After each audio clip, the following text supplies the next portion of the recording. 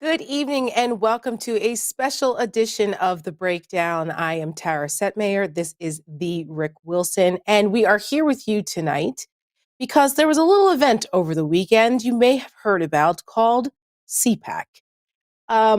We called it a couple of other things. You can call it what you want, but it was a little loony, little kooky.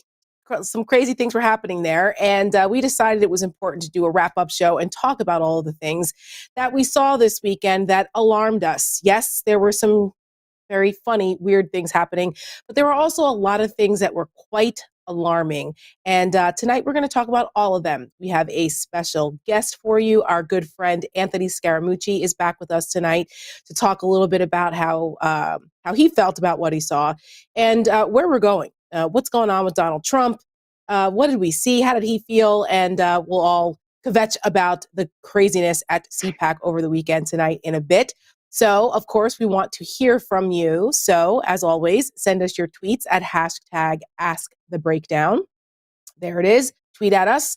Or you can go old school, one of my favorites. You can call us and leave a voicemail message, and we will listen to them and play them toward the end of the show. There is the number.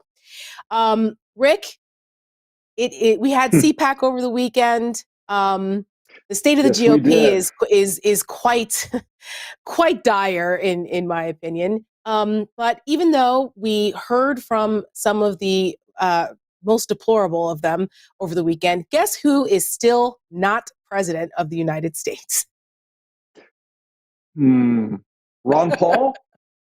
Yeah, well, that's who would be president if former CPAC straw polls were the case. For those who don't know, I used to go to CPAC all the time when I was in college. I've probably been to, 15 CPACs in my life. Back when it used to be a little kooky, but more mainstream conservative politics and policy. And, the panels weren't about like, where's my applesauce, who's in charge nonsense that they had at CPAC. And Ron Paul and the libertarian wing of the Republican Party used to have a whole contingent of college students and libertarians, and he would always win the straw poll. And the straw poll at CPAC means absolutely nothing most of the time. So that was the reference from Rick Wilson about Ron Paul, because that used to be who dominated CPAC on the fringe element of it. Now, those kinds of folks, they're mainstreamed now. What we saw at CPAC this weekend was, QAnon conspiracies. Donald Trump Jr. himself said, you might as well call it Trump PAC. Yes, because it was a worship cult convention for Donald Trump, even all the way down to a golden statue to worship, a flip-flopped, pantsless golden statue. What is that? What is that? I mean, the fealty, Rick, I can't take it. That is. The fealty, and what is large. This? It was large. It wasn't some like small tabletop thing. That thing was large, heavy, and looked dangerous. I mean, it's much like Donald Trump. Right. Large, dangerous. Except for the large part. Well. Yeah. No, but they were actually wheeling this thing down the hall. They were wheeling this thing down the hallway of CPAC, and people were like getting excited about it. And I mean, Twitter went crazy about this. And even I was, all the biblical references of worshiping a golden calf, I was like, worshiping golden idols has never worked out well in history. Like, what are these people doing? It's the cultish aspect of CPAC this weekend. It's really hard to believe. If you didn't watch it like us, here's a recap.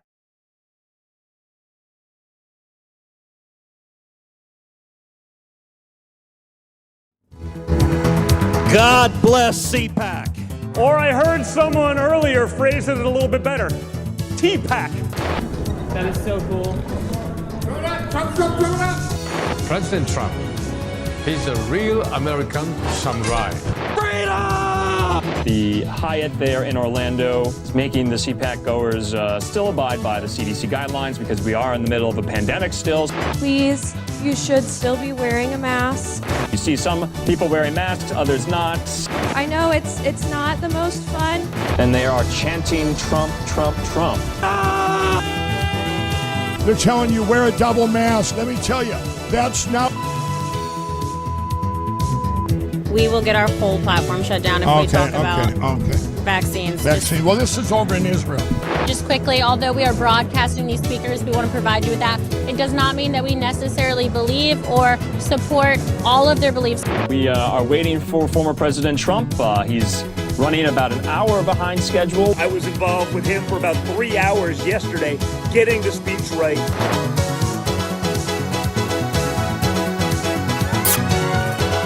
We are gathered this afternoon to talk about the future of our movement, the future of our party. We have the Republican Party. It's going to unite and be stronger than ever before. I am not starting a new party. And in the end, we will win. We will win.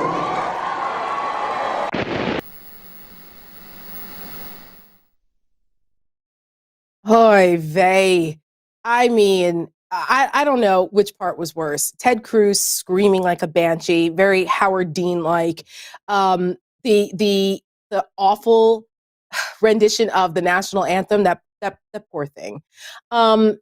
We had the pillow guy getting censored at CPAC. How crazy do you have to be to actually get censored? You get muted at CPAC. The pillow guy being sued. We had Roger Stone, which was not in that mashup. I don't know if people saw that, but Roger Stone dancing to some fake rapper guy out in front of CPAC in front of a big truck that had a Rambo version of Trump painted on the side of it. I mean, the crazy list was long. It was really tough to kind of consolidate that into only a minute and a half. But also on our Lincoln Project social media, we did a couple of wrap-ups during every day of CPAC in 75 seconds that had even more of the crazy. So we watched it so you didn't have to. But there was also something else that was unique to CPAC this weekend. To our good friend Rick Wilson, he was actually featured. He was not a speaker. No, there was a certain video that was shown with Rick Wilson on it. And do we have that video?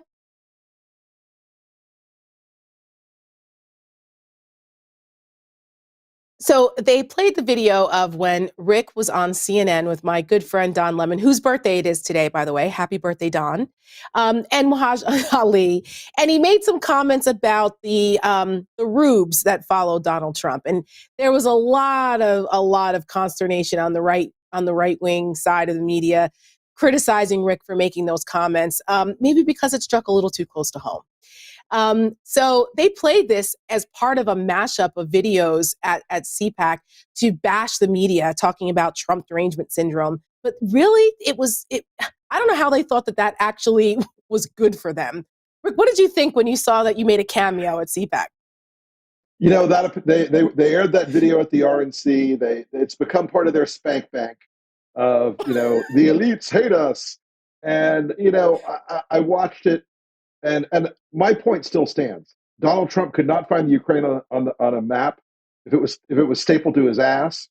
And there are people around him who are contemptuous of expertise. And no matter how smartly and edgy my delivery was on it, the fact remains, this is a guy who thrives on building a reality bubble around himself and his followers that nothing can penetrate. He thrives on having this hatred of experts, this hatred of people who know things, this hatred of people who don't just embrace conspiracy theories and alternate facts and the whole sort of panoply of things that define Trumpism. Because fundamentally, at the bottom of Trumpism, at the bottom of all Trumpism is a set of lies. Lies about who he is, lies about what he believes, lies about what he's doing, lies about what he can accomplish, lies about his intentions. And the people that follow him are comfortable with those lies. It's a shared irreality that I think I pointed out pretty in a snarky way that night. But it struck very close to home, as you said, and their response to it never ends, because the definitional nature of embracing that whole big lie thing is also that you've always got to declare yourself a victim. You've always got to be, right. For all that they want to be like, I'm an alpha male, I'm a tough guy. You can't stop me, cuck, MAGA. The minute you touch their hurt little feelings, they curl up in a ball and screech. And that was one of those examples of that. Is for all their toughness, for all their I'm a badass, I'm going to kick your ass, man. You say one thing about them and they lose their damn minds and tear their hair out, run naked through the streets. Yep. Almost literally. I thought Ted Cruz, that was the last thing Ted Cruz was going to do, the way he was running around like a banshee. It was insane. And Josh Hawley, speaking of whining, my God, Josh Hawley's speech was nothing. He started off, the whole first third of it was nothing but whining about how he was canceled. And, for goodness sakes, get it together. And Mike Pompeo on Twitter whining about cancel culture. That's all they did. It was a big wine fest the whole weekend. And I don't mean the good kind of like Catalina wine mixer wine fest. I mean whining like sissies the whole time because they were complaining about being canceled. I'm sorry. When you lie to the American people and perpetuate propaganda that led to a violent freaking insurrection where the Capitol was attacked, you're going to pay, there's consequences for that. And to Rick's point about how they curl up in a ball when they're confronted, or if you follow me on Twitter, you saw what happened last night. When I was live tweeting Trump's speech, of course I got a bunch of hate mail from these MAGA idiots, and one in particular was rather explicit in his names for me. And all I do is make fun of these people. He sent me these Twitter DMs that were just pretty atrocious. So I screenshot them and put them on my Twitter feed for the world to see. Well, guess what? People started to go after that guy to let him know what a jerk he was. And he sent me Twitter inbox messages complaining like, oh my gosh, please take the tweet down. Now people are threatening me and I feel unsafe. I was like, you have got to be kidding. Rick, you saw it. You tweeted, he seems nice. It was absurd. He seems nice. Yeah, he was absurd. He went from calling me the worst names in the book, from the C word to calling me all kinds of horrible, racist, misogynist things. And then as soon as he was outed and called out on it, he ran like a little girl. And actually, I'm not even going to insult little girls. He ran like scared, like with his scaredy cat between his legs, and begged me to take the tweets down because he was afraid he was going to get canceled and that he was getting mean tweets now. These people are unbelievable. Right. Yeah, mean tweets. We've both seen those. In fact, everybody working for the Lincoln Project over the last year plus has had those kind of people pop up in their timeline with the either the casual or the severe insults, the threats, the bluster, the shut up cuck, the whole thing, and worse. And worse. And the one thing they hate is when you say, oh, well, here you go. I mean, I have people email me death threats, so I just post them. Right. Because why not? You know what? If you want to play that game, yeah, come to daddy. So anyway, that guy was right up there on the he seems nice scale today. Yes, and he's probably right there in his basement eating Hot Pockets that his mom made for him after playing games for 12 hours. Or Tendies! Right. I mean, goodness gracious. Somebody tweeted at me and said, well, obviously he's never heard of Rick Wilson because he fucked around and found out. Oh my gosh. On that note, let's bring in our good friend, Anthony Scaramucci. Hey, Anthony. There he is. Tara, don't Rick, Tara, don't knock the basement. I've been down here beating up on Trump for like 9 months, quite successfully. I took a page out of President Biden's book. Right. And it seemed to work for him, I got right? no hate So for it seems to work basements. for all of us. Me either. Yeah, Me yeah. either.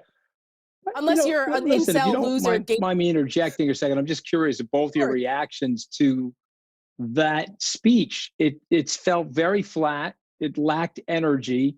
Knowing former President Trump as well as I know him, he's a little self-conscious and a little embarrassed because he lost the House, the Senate, and the presidency.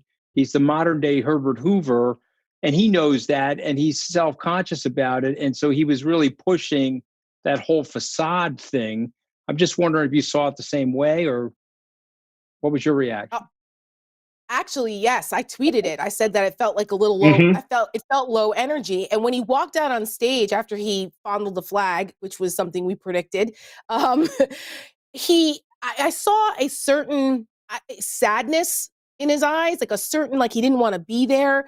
It was odd. It was odd. And the first probably like, I don't know, 75% of that speech was absolutely flat, no energy. It wasn't until he started talking about the big lie and the election was stolen where he started to get some energy after the crowd chanted, "We love you." But it was very weird. Rick, what did you think? I think, we were on our team chat going back and forth during it, and the flatness of it. Look, it had a lot of like the Stephen Miller special in it, the immigration stuff, the MS-13, the caravans, the wall, blah blah blah.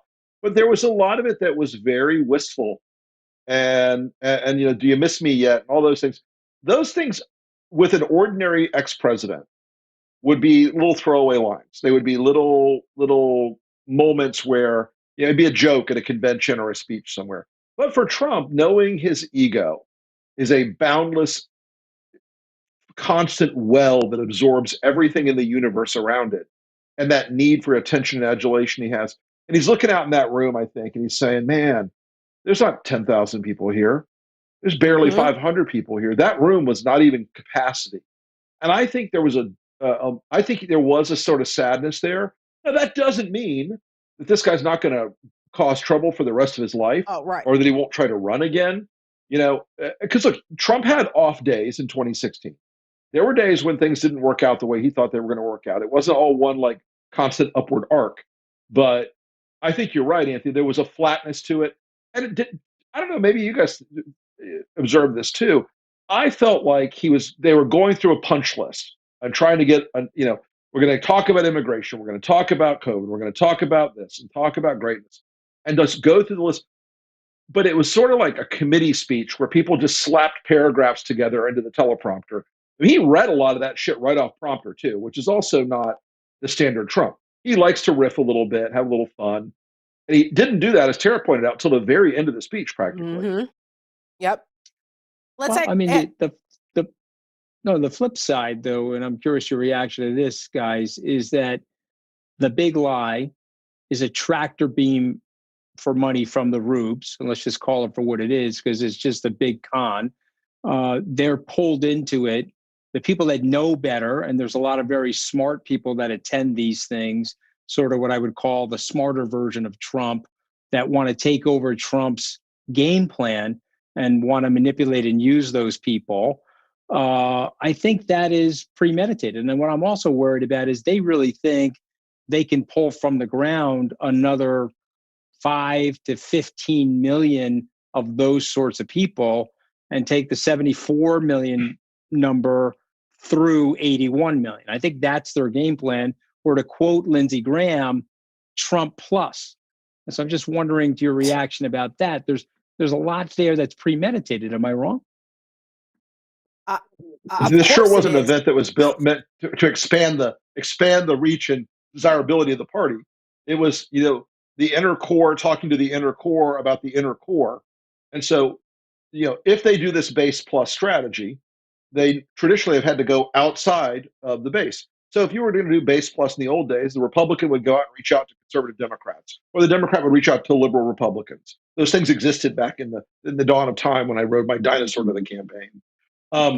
But now they're trying to just maximize turnout, identify and turn out people by the issues that they're hot about, by the things that will get their amygdalas popped up, and so they'll come out and vote. And I think you're right. They're hunting for a governing coalition is out of reach in a lot of ways, but an electoral coalition is in reach, and that's why what worries me more than Trump in many ways. He worries me every day still, but is a smarter Trump, a Josh Hawley, who puts together this nationalist populist message and goes out there into the states with no opposition to speak of, and tries to take on the mantle of Trump, waits for Donald Trump to either get bored, arrested, or collapse or die, and sweeps in to try to hold that Trump coalition together with a little more juice on top of it. It's a danger to the country for sure.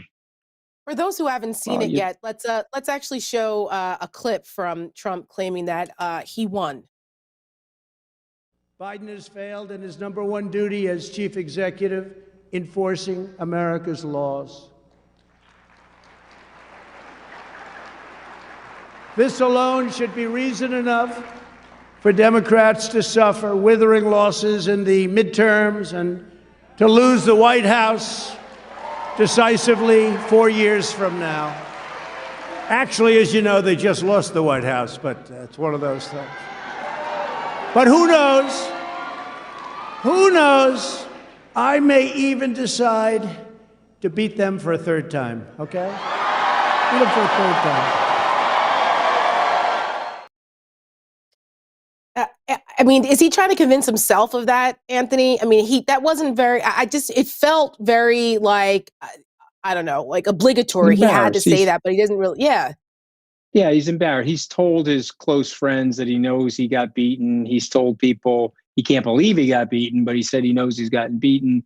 And he's using that because he cannot believe the amount of money that they've been able to make off of that. And then it's what Rick is saying. It's the smarter version of Trump, or the smart Trump-matic 2.0 that's going to come in and try to take over that nonsense and execute a game plan similar but better organized. I mean, I thank God every day, guys, that Trump has no executive management skills. I thank God every day that he's very unorganized, because if he wasn't like that, he could have been way more organized on January 6th. He could have been way more organized post-election.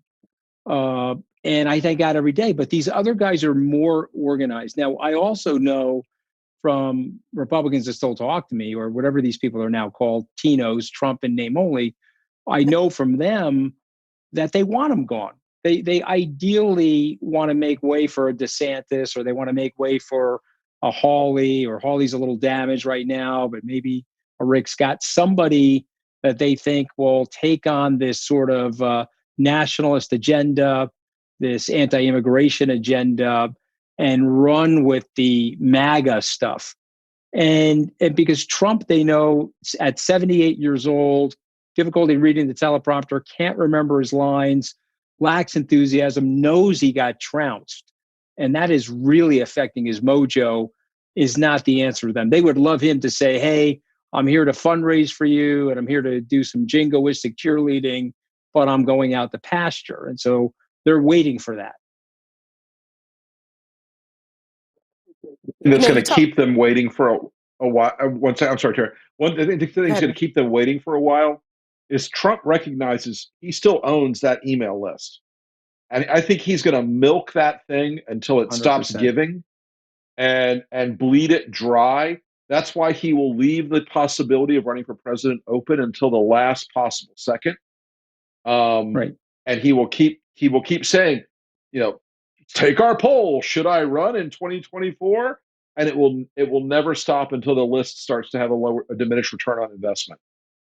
So I don't know about you guys. I want him to run again. I know that probably sounds crazy, but I find him to be a unifying figure. He just happens to be unifying all of us against him. I find his ideas to be tired. I think he's very disliked by the American public. I think his support base is down to 80% of the Republicans, which is 25% of the registration, which is approximately 20% of the people. And he runs again. He's going to galvanize a whole, let's say they gave him the nomination. Let's say Romney's right. He gets the nomination. McConnell says he's going to support him. I know people are freaky deaky afraid of the guy, but we got the Lincoln Project. I mean, I'm not 100% worried about the guy because I mean, obviously we should be worried about it. I don't want to say it that way. I don't want to sound anything but humble here because anything can happen, but I like him running. Tired. He's lost. He's never gotten more than a popular vote. He's always been below 50% of the American people. And hopefully over the next 3 or 4 years, the COVID-19 dries up and the economy booms, and he'll be put out to pasture and could possibly put lights out to Trumpism. I'm more worried about these younger crop, these more nimble crop of people.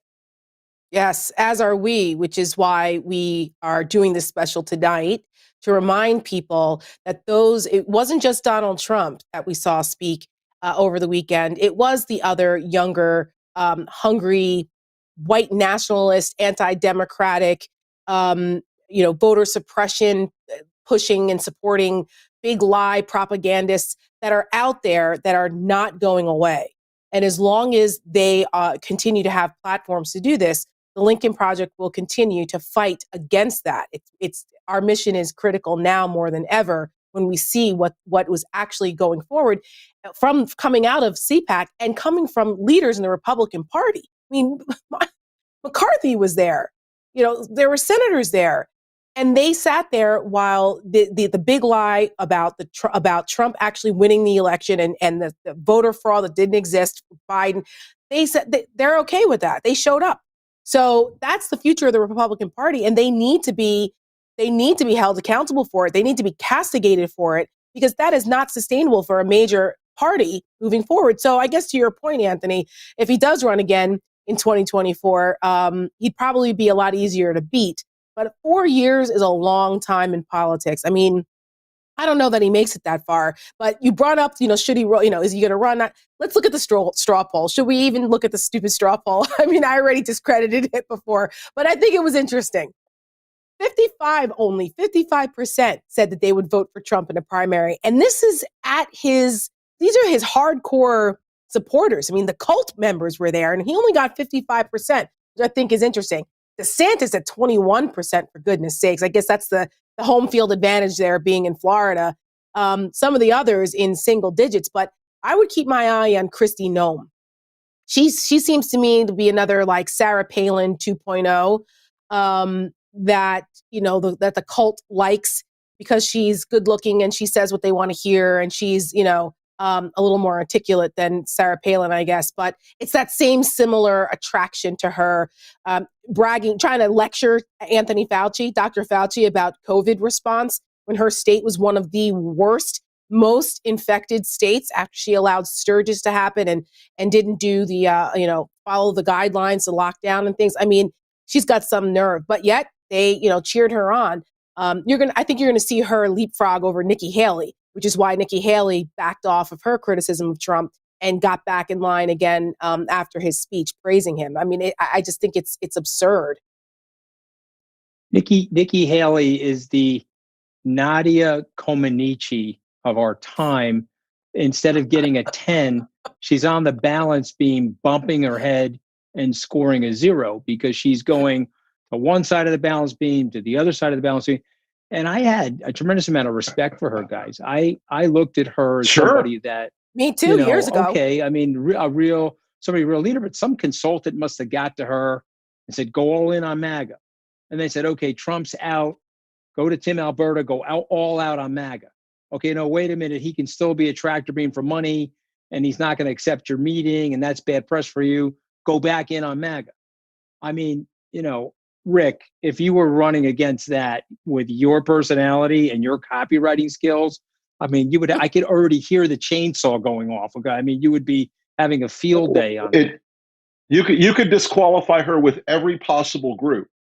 You could disqualify her with the MAGAs, disqualify her with the moderates, disqualify her with traditional conservatives, because all she's done here is flip flop like an Eastern European gymnast whose parents are going to be sent to the gulag if she doesn't get the right score. I mean, this is a woman who lives in terror of Donald Trump. And I know the guys who are running her campaign already, and they're not stupid people, but they're caught in this paradox that exists for all Republicans in the era of Trump.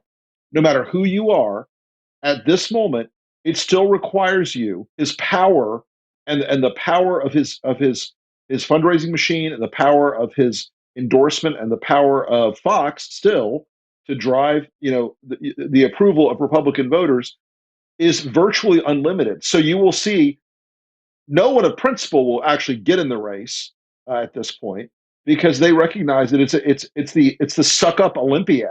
It's going to be who loves Trump more. It's not I'd wash Trump's car. I'd wash his car and lick his shoes clean. It's going to go up and up and up, or down and down and down, to be more precise. But she is just one of those examples where she cannot win in this circumstance. She can't find a way to be herself, which was a pretty good brand. She was a successful governor. She did tough things and did them well. And then the Trump situation has just absolutely poisoned, I think, her reputation. And I hate the word brand, but it's so appropriate because her brand is now as someone who acts like a whipped dog around this guy. That makes Somebody me sad wrote a book about everything I, that Trump touches dies. I admired her, Hey, by the way, there's one footnote out there. Trump touched me. I'm still going, guys. I'm like the Terminator. Okay, take like it the easy, outlier. Rick's You're like the guy Rick's who's gonna have immune to one COVID. exception to the postulate. Okay, please. Let me just make the sign of the cross while I'm sitting here. I mean, but here's the thing. You gotta go back to Rick's book, which I read with great enjoyment because so much of it was like spot on. Is that he loves that? He loves that kowtowing and he loves that bootlicking. And then the secondary thing that he loves is hitting those people with the bus. So every one of those people that isn't an imperfect cantation and syntax with Trump, he is going to, you remember that scene in The Sopranos where they backed the car up in the service area and they took out the guy's head like it was a cantaloupe? That is Trump for every single one of those people. And he doesn't care. It could be Mike Pence, Nikki Haley, it could be anybody. He does not care. And that's the thing that will always surprise me about his supporters. They know down deep that malevolence is there, and yet they're willing to go with it because why? They think that Mike Pence didn't go to CPAC is because the answer for our supply. Mike Pence didn't go to CPAC because he's afraid of getting murdered. It's astounding. Super villainy now with my cat. Yes. Well, Nameless has made an appearance. There he is. So you're absolutely right about this because Marco Rubio didn't show up at CPAC either. He was scheduled. Do we know why he decided not to speak? Does anybody know? Because he was on the schedule, and then all of a sudden, maybe he read showing us a weird cryptic propaganda videos.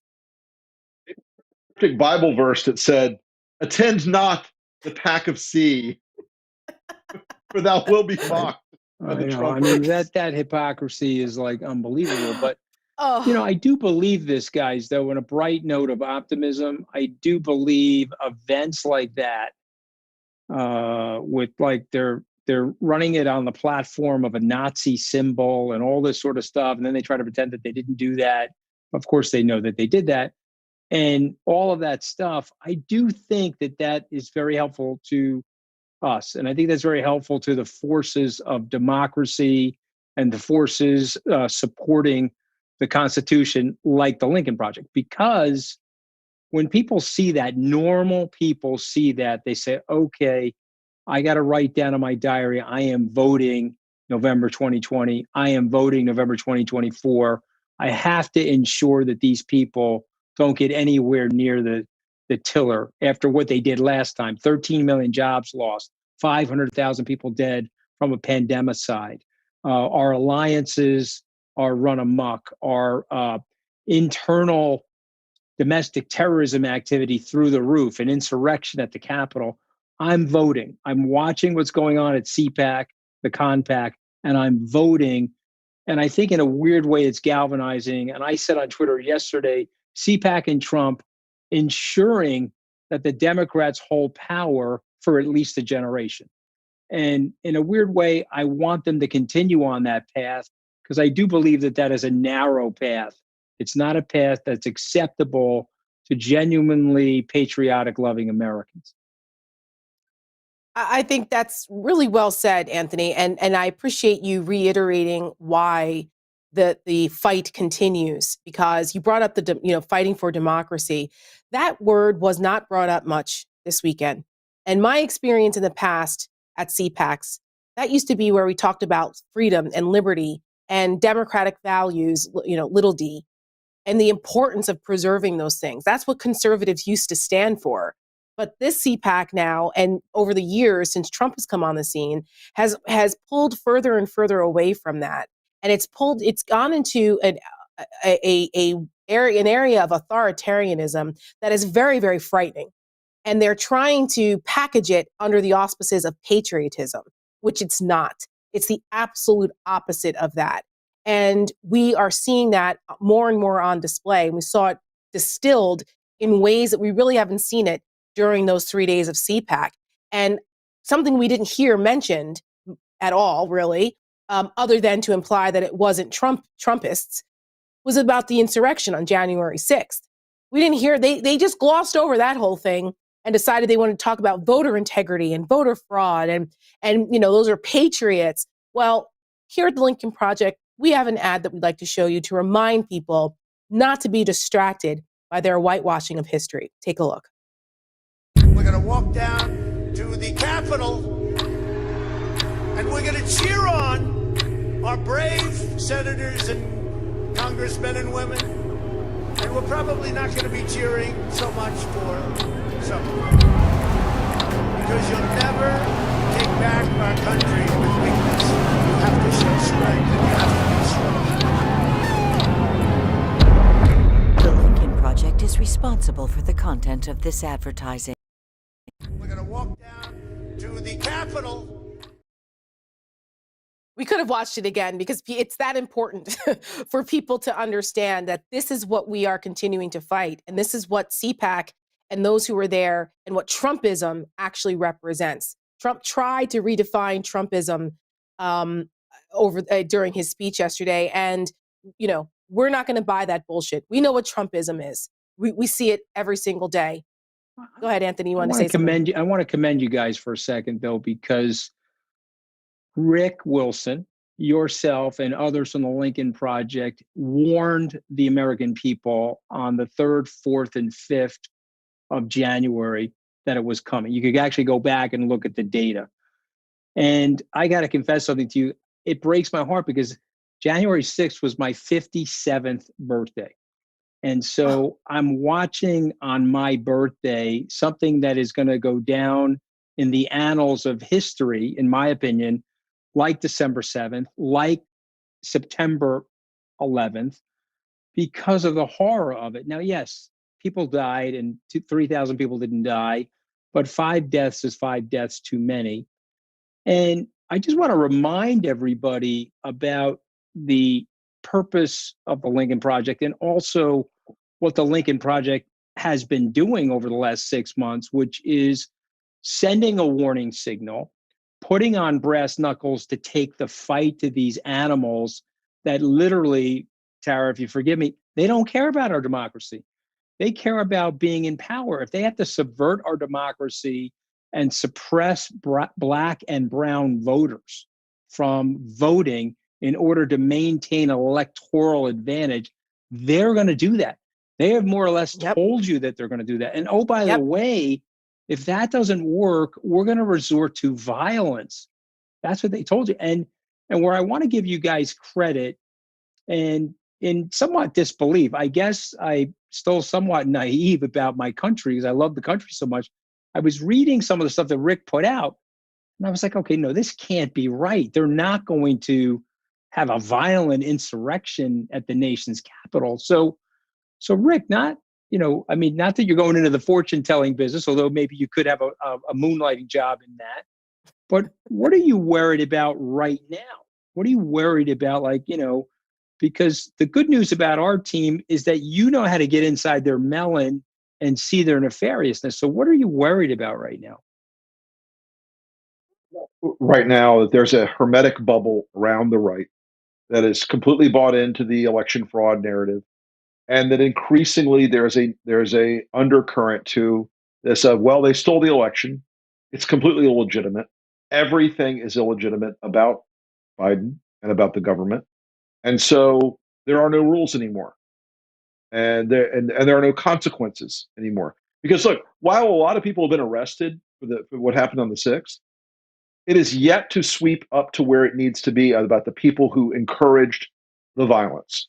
It is yet to hit the former president. It is yet to hit Rudy or Don Jr. or anyone else who was up there screaming and whipping that mob into a frenzy. So I'm concerned that we're going to end up with people who think they can get away with it again, or who think that next time, if they just draw blood, it'll work. Because, I think we would have faced a truly horrifying moment if they had found Mitt Romney or Nancy Pelosi or Mike Pence or damn near any member of Congress that they didn't recognize as a Trump ally. There could have been a moment. Mobs do what mobs do. And the pleasure of the mob is something I think that a lot of Trump's followers have a kind of scary addiction to now.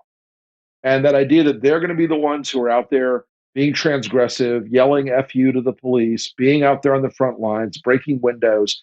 I think there's a part of that triggers some deep craving in them, and that the potentiality for that kind of violence in this country, that keeps me awake at night. That's something that I worry about a lot.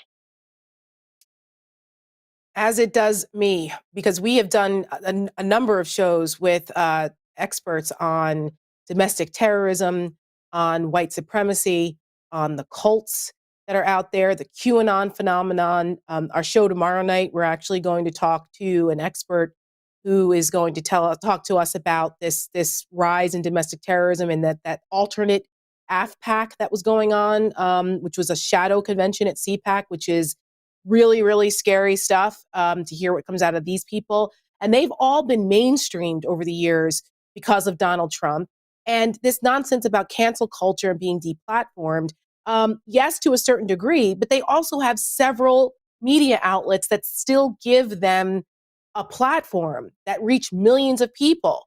Fox News, Newsmax, and all. I mean, they may not be on Twitter or Facebook or Instagram, but they can still get their message out to millions of people in a echo chamber that is very alarming. We saw what the result of that already, and we hear now that the Capitol is still under significant security, still has a significant security presence because these lunatics are threatening another violent attack at the Capitol for Biden's State of the Union. Where it's a joint session and of also Congress. They've got this nonsense about March 4th date that Trump is supposed to come back and take power again. This is insanity. But there are people out here who believe this, and they're not going away anytime soon. So, to Rick's point, absolutely, there are reasons for us to be up at night thinking about how do we combat this, because it's real, something that we really haven't seen at this level in this country before. And we've already had a taste of what could potentially happen on January 6th. Well, for me, when I look at it, I see power and I see culture. I don't see principle. I don't see policy. I don't see democracy. I don't see the ideals of our Constitution, but I need power. So I'm going to suppress the vote and deform the democracy, despoil the democracy. And I'm going to portray culture in the country like we're at war with each other. When I just have to tell you guys, I speak for myself. I live here in New York. Nobody's telling me how to live my life. And by the way, I'm not telling anybody how to live their life in South Dakota with their gun. If they want the gun, God bless them. If they don't want the gun, that's fine.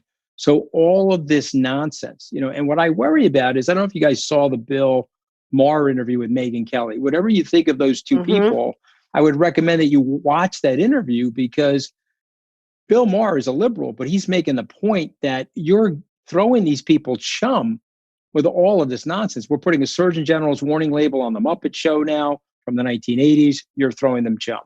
You're activating Megyn Kelly's 7-year-old child and making her write letters about being an anti-gun person. She's 7 years old. I mean, It's not the role of the teacher to be doing that. And then you get these isolated incidents. These people expound on it. It's like putting monosodium glutamate on Chinese food.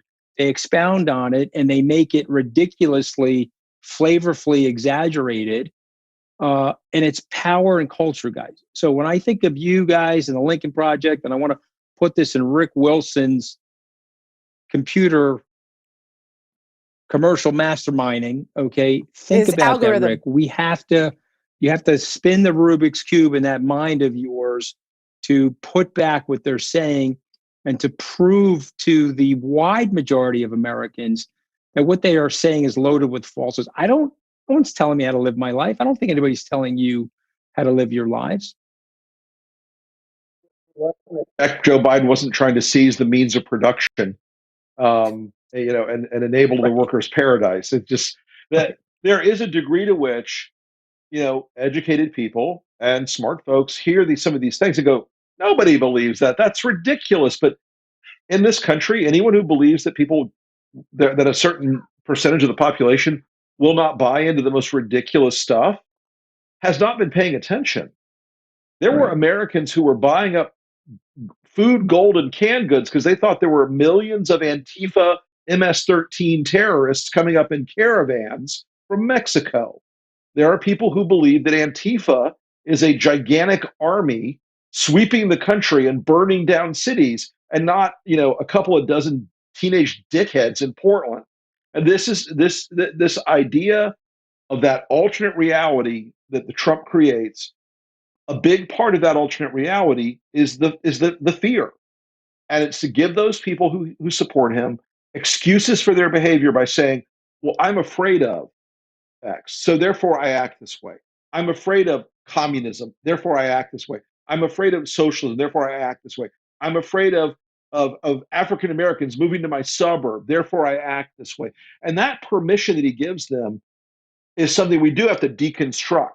And to remind them of, what this country's founding, as flawed as it was trying to get to, which was opportunity and equality, as broken as it was on the front end.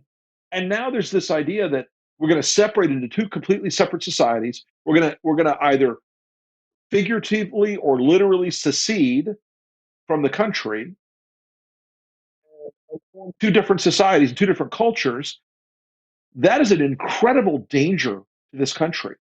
We need a dynamic political system that pushes and pulls all the time, not we're going to go live in the white township X because we're afraid of a changing demographic, or on the flip side of that, we don't want this country to devolve into like the woke state either. Right. There's a whole bunch of different dynamics in play here, but facing the big problems we face as a country, getting our shit together on the big things. It's like somebody asked me today, what is Joe Biden's, what should he be doing to bring the country together? I said, shut the fuck up. Joe Biden should be doing this: COVID, and COVID. Because if you fix those, if you get COVID fixed, you fix the economy. You fix the economy, you start to fix some of these psychological and cultural divides. We agree. Tara, I got to just mention this before we go. You are a lot cheaper than my therapist. So I want to personally thank you for keeping me from going off the ledge, specifically on election night, when you guys did the very famous Lincoln Project conference call. And I was like, we got this. And then 9 o'clock at night, I was like, okay, where are the numbers? And of course, they eventually came in. But I just letting everybody know on Lincoln Project TV that if they need somebody to sober them up, you got to call Tara. Well, thank you. I appreciate that. That's very kind of you. I just say that it's my Jersey girl sass and my DNA telling it like it is. I can't do it any other way. So I'm glad that that you found it therapeutic. And it's a privilege and an honor for us to do what we do and to have the platforms that we have to help people get through this. Anthony, you're not the only one who said that, just about the presence of the Lincoln Project during the election and the importance for us to continue moving forward, because we are helping so many Americans and activating them into becoming more engaged, to informing them about what's going on so that they can pay attention to what's happening in their own communities and actually do something about it.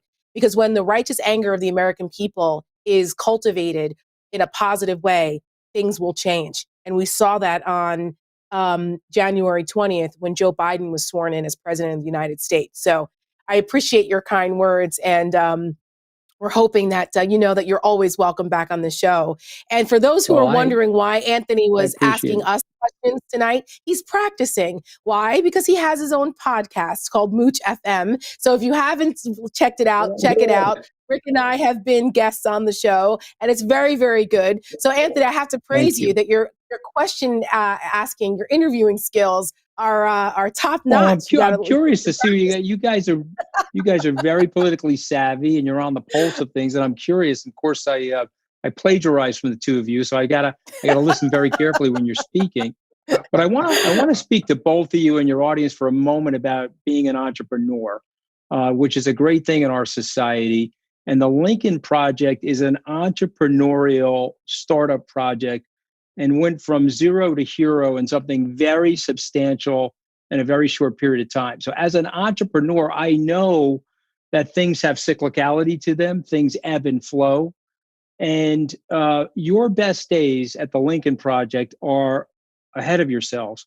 And I'm inspired by your commitment to the cause. And I want to be there with you. And I want you to know that if you're running a company or you're running a political action group or whatever you're running, these things are always imperfect, but it's the stick-to-itness and it's the passion and it's the belief that it rings so true and is so authentic from you guys that people are listening, okay? And you got to just, get there.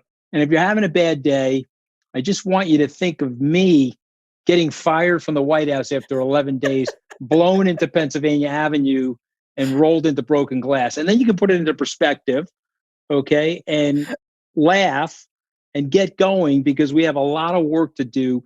We've won a few battles, but we have a very big war ahead, and we need the arsenal and the energy and the intellectual sass of the Lincoln Project to be there with us. That means more to me than you know, brother. It really does. It really does. Thank you so much. Well, it's important. It was important for me to say, Rick. I just wanted to make sure I got it out there. We appreciate that. And Anthony, before we let you go, we have a voicemail. I'm told, and that I want to play so that we can all answer it. Let's play it. Hi, thank you for taking my call. My question is, will Trump try to run in 2024, or is he just messing with everyone? And if he did, do you think that he could actually win? Thanks, guys. Love you guys and love everything you do. Take care. Anthony, go ahead. Go for it. So I undoubtedly think he is running in that sort of fictitious way to raise money and to suck in as much oxygen and money as he can. I think he knows he has absolutely no chance to win.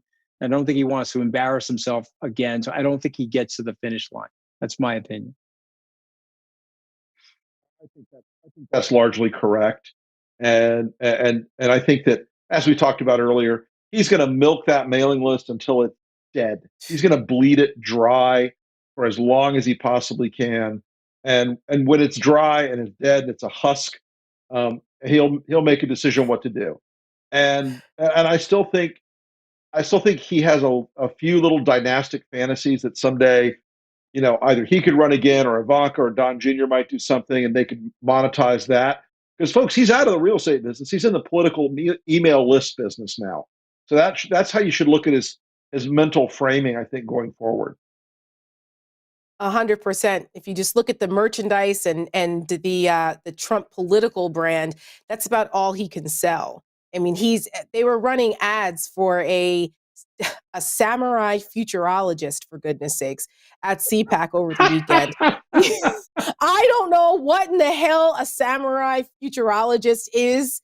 But I'm just waiting for Donald Trump samurai swords to come out, or bonsai trees or something with the Trump brand on them, because that's about where he's going. Because everything else that he has touched, has died, and he's got to raise money for his legal fees. Anthony Scaramucci, we love you. Thank you so much. You're always welcome Same on here. the show. Thank you guys for having me. Thank you. Hopefully I'll see you guys soon. Indeed. Thank you for your kind words. And everybody, make sure you check out his podcast, Mooch FM. It's a good time because he's also a financial guy too. You can learn some things there. All right. Well, Rick, I think we have a tweet or two, and then we are going to wrap this special edition of the Breakdown up. We'll call it an evening. Yes. What have we got, guys? America. All right. Marianne tweets, does anyone think that the stage at CPAC this weekend was planned to look like a Nazi rune, or was it Gosar's idea? Why would he speak at AFPAC? I'm a very confused Jew. Well, Marianne, we're actually going to touch on that in more detail tomorrow night. So make sure you tune in tomorrow at 9 for our guest, Eric Ward, who's going to talk about Rune that. the surprise. Yeah. Nice with the puns. Oh my goodness. Rick is multi-talented. Not only is he an ad genius, he's very good at the puns. I'm also going to say about that Hyatt is in doing some damage control because they hosted this thing, and very astute people noticed that the stage was shaped rather oddly to resemble that Nazi symbol, and they have to answer for that now. And we had nothing to do with it this time, actually. So Abe didn't even have anything to do with this one, pointing that out. Good old citizens in America pointed it out, and now Hyatt has to answer for it. So you got to love capitalism. So before we go, do we have do we have one more tweet? One last one. All right, from Canlin Donahow. Can y'all touch on this with Ted Cruz joking and making of leaving us here in Texas during a crisis while mocking AOC's well-founded fear of being murdered? Share your thoughts.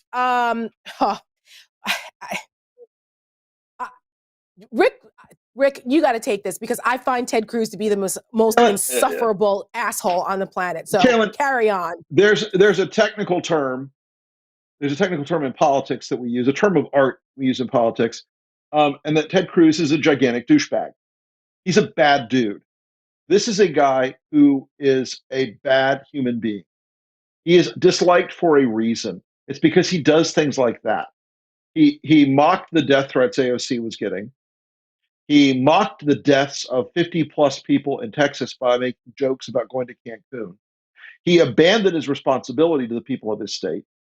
He is a guy who is so transparently and so self-evidently wrapped up in this idea of Ted Cruz that, my rule that there are two types of people in the world. There are people who hate Ted Cruz and Ted Cruz. It always plays out. But the guy's just an asshole. I mean, there are some people in the world, you just have to say, that guy's an asshole. That guy's a douchebag. That guy's a jerk off. He is a bad guy. And I it's tempting to almost sort of infantilize Ted Cruz as an idiot savant, mostly idiot, or as one of these guys who's just so out of touch, or the nerd who somehow got into the Senate. He's a bad guy. I mean, I wish I could tell you different. I wish there was some more cogent explanation, but bad people do bad shit. He does bad shit. He's a bad person. He really is. And to that point of him making fun of that god awful, pathetic comedy stand-up attempt that he tried at CPAC, there was a part of the victims of that awful tragedy in Texas was an 11-year-old boy who froze to death trying to keep his 3-year-old sister warm. Okay. There is nothing funny about any of it. Nothing funny about any of that. And this jerk off is cracking jokes on stage, screeching like a hyena, quoting Braveheart. I don't know how he thinks that he's going to go any further than being a senator in Texas, if he even survives that, because he almost lost to Beto O'Rourke last time, and Texas demographics are changing. And you know what? If I'm running against him, I would run ad after ad after ad about him jetting off to Cancun while people were freezing to death in his home state. That's who you want to represent you? What a jerk off. I can't even with Ted Cruz. And on that note, our call to action tonight is actually to continue to help our fellow citizens in Texas because they are still reeling from that natural disaster. Here are some organizations that we've been highlighting. You have Save the Children, Feeding Texas, and of course, the Red Cross. Blood banks are running critically low on blood supplies after that storm. So if you can, and you're in Texas, the Red Cross is asking for donations. The Save the Children is delivering critical supplies to transit shelters along the southern Texas border, and they're helping storm-damaged child care centers recover. They too need your help. And Feeding Texas is the largest hunger relief organization in Texas. And they also are in great demand right now as thousands and thousands of Texans are still struggling with food insecurity as a result of the winter storm. And also, there's still a pandemic going on. So, folks, we know times are tough, but if you can help our fellow citizens down there in Texas, please do so. And on that note, we will see you guys tomorrow night at our regular time, 9 o'clock, right here on LPTV. And you can always find our schedule and our sister show. We're speaking at LPTV on Twitter. Be sure to follow us there. And we will see you tomorrow night. Thank you for joining us.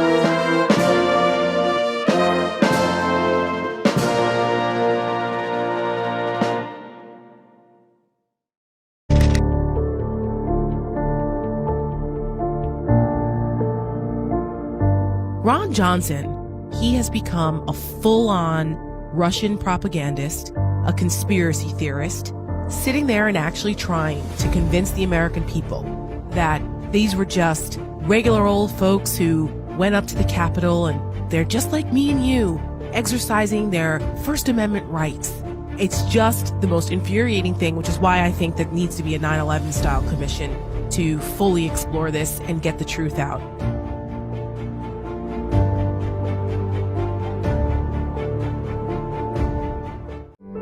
Everyone wants to be safe in times of uncertainty. But even if you follow every precaution, exposures remain a real risk to your health. Hydroxychloroquine once a day can help reduce that risk. If you're suffering from uncontrollable thoughts of democracide, along with a persistent sense that cannibalistic satanic pedophiles are after your phone records, you may have been exposed to ignis fatuus dolitis, or IFD, a once rare condition that has grown to concerning proportions in recent decades. People who contract IFD may find themselves calling friends and family members cucks in social settings and online, aggressive behavior toward medical masks, or in some cases donning buffalo horns while attacking federal office buildings. Living life can be more than telling people that Alexa is how they get you. The deep state is coming for you. And referring to people you just met online as your circle of friends. Break the imaginary chains of ignis fatuus dolitis with hydroxychloroquine. Some sufferers of IFD may have merged its effects with their personal identity to the degree that oral capsules of hydroxychloroquine are difficult pills to swallow. Side effects may include clear thinking, improved mood, and generosity of spirit. Some individuals experienced epiphanies, adherence to their own stated religious precepts, and in rare cases, the ability to do math. Hydroxychloroquine poses no known risks to women who are nursing, pregnant, or may become pregnant. Inform your doctor if you are involuntarily celibate, as the rationalizing effects of hydroxychloroquine may interfere with natural selection. Visit our booth at the Conservative Political Action Conference this weekend for more information. And remember, just because no one is after you doesn't mean you're alone.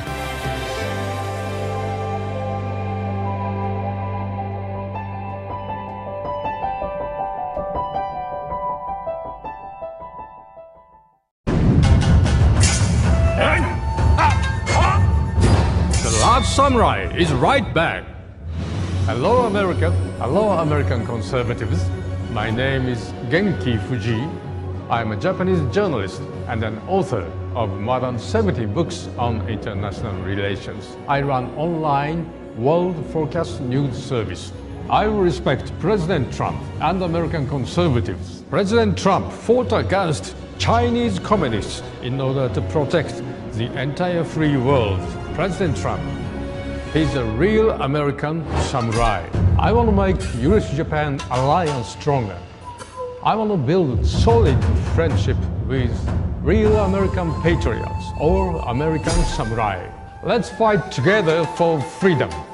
Let's slash the cancel culture. Let's start US-Japan samurai to samurai alliance.